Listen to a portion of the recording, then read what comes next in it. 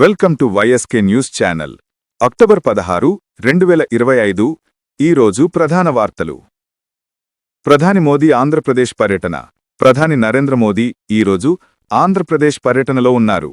కర్నూలులో 13,430 కోట్ల విలువైన అనేక అభివృద్ధి ప్రాజెక్టులకు శంకుస్థాపన చేసి వాటిని దేశానికి అంకితం చేశారు. అలాగే నంద్యాల జిల్లాలోని శ్రీశైలంలో శ్రీ భ్రమరాంబ మల్లికార్జున స్వామివారిని దర్శించి ప్రత్యేక పూజలు చేశారు. ఆర్బీఐ గవర్నర్ కీలక వ్యాఖ్యలు. అమెరికా విధించిన 50% సుంకాలు భారత ఆర్థిక వృద్ధిపై పెద్దగా ప్రభావం చూపవని ఆర్బీఐ గవర్నర్ సంజయ్ మల్హోత్రా స్పష్టం చేశారు. హిజాబ్ వివాదం. కేరళలోని ఒక పాఠశాలలో జరిగిన హిజాబ్ వివాదానికి ముగింపు లభించింది.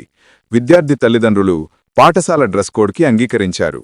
సినీ వార్తలు.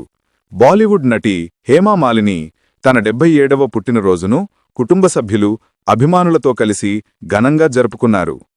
ఆంధ్రప్రదేశ్ రాష్ట్ర వార్తలు.